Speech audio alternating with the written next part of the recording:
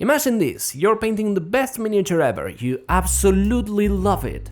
Just one step remains, just that one dot in the eye and... yeah, that hurt. And unfortunately, this model suffered something like that. Hi, I'm Daydem and welcome to Mini Stories, the show where I make minis tell stories, make stories into minis, or just paint minis and tell stories. Last month I started a new D&D campaign and decided to work on a video painting my new character while telling you guys his backstory. However, tragedy struck. What was turning into one of my favorite minis so far was absolutely obliterated by a single stupid decision. Curse you cheap and dirty airbrush that I never maintained the way I should, it's all your fault. So, the mini was ruined, and so was the video. Or was it? Nah, there's always a solution. So instead of showing you how I somewhat successfully painted Elliot Plumanegra, my halfling druid, let me show you how I messed up and the two ways I usually deal with my own mistakes. First, the obvious one, paint over your mistake. While painting the skin on this model, it took me a while to find the right tone for it. At first it looked extremely cold, almost dead, so I decided to cover the whole thing with a new tone. Adding layers on top is always a valid fix. Just make sure your layers are thin to avoid building up texture and let each layer dry completely before putting more paint on top, no matter how tempting it is to just add more paint to fully cover the area. And if a full layer is too much, you can always thin your paints even more and apply glazes or washes for more subtle adjustments. Once I found a better skin tone, I started glazing over it to add extra warmth to the cheeks, since my poor druid still felt somewhat undead. But maybe, just maybe, you don't even need to repaint. If your brush just slipped, you can quickly grab a clean damp brush and use it to reabsorb the paint into it. Just make sure to clean the brush often and don't load it with too much water, or the paint will start running into the recesses, acting like a wash instead of being absorbed. This method is perfect for smaller mistakes, but it takes a quick reaction. Once the paint starts drying, it will probably leave coffee stains if you try to fix it. If it reaches that point, then you might want to repaint over the area instead.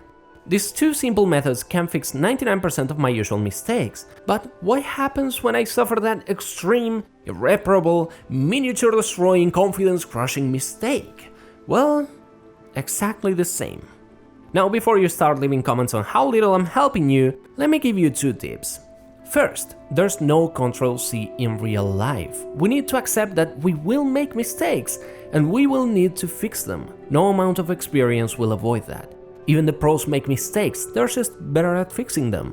Second, big mistakes are not so much irreparable as they are frustrating. We probably mess things up further when trying to fix them, and that's simply because we are trying to paint without wanting to do it. So take a break. Grab a different model, take a different approach to regain motivation, or simply walk away from your painting desk and breathe. When you come back, you'll be way more effective at fixing your mistakes. I talk a bit more about dealing with frustration in another video, so go check it out if you haven't.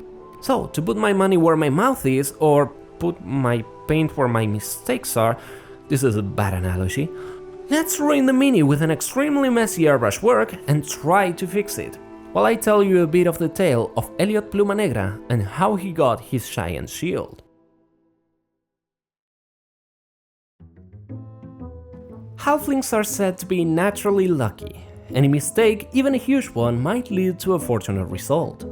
And the way Elliot Plumanegra saw it, his new shield was the perfect example of the luck of the halflings. It hadn't been his smartest move, he had to admit. When he stumbled onto the Gnoll pack, he should have simply walked away. But a mixture of fear and curiosity had caused him to stop and stare. Two of the creatures were fighting each other, one huge and muscular, the other skinny and clearly younger, both covered in scars and cuts, while the others howled around them as if cheering. It was a gruesome fight, but such an uncommon sight would make for a very interesting story back home. After the fight ended and the excitement of the pack died down, the creatures began to disperse. It was time for Elliot to sneak away, and he regretted not doing it earlier.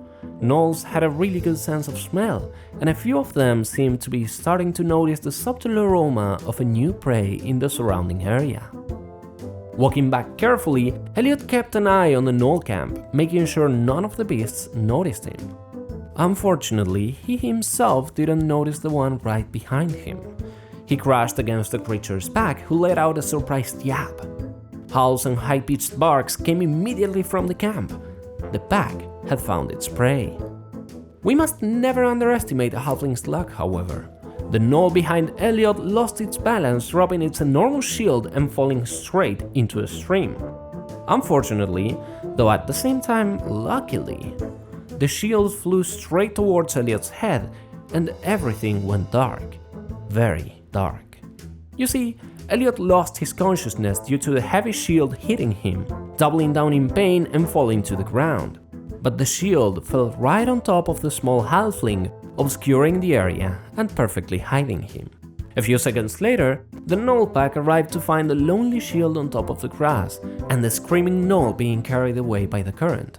The group ignored the shield, instead chasing the unfortunate gnoll, half trying to rescue it and half laughing at its misfortune. When Elliot Plumanegra woke up, he was alone in the woods with a new, enormous, highly protective memento of his first adventure.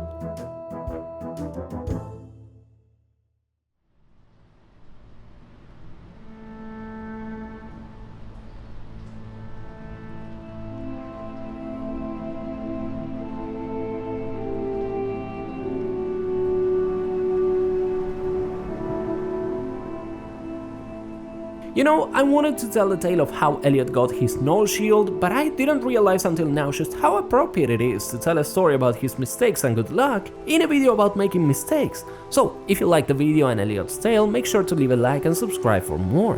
And let me know in the comments what you think. Did I manage to fix the mini or is it entirely ruined? Take care and thanks for watching.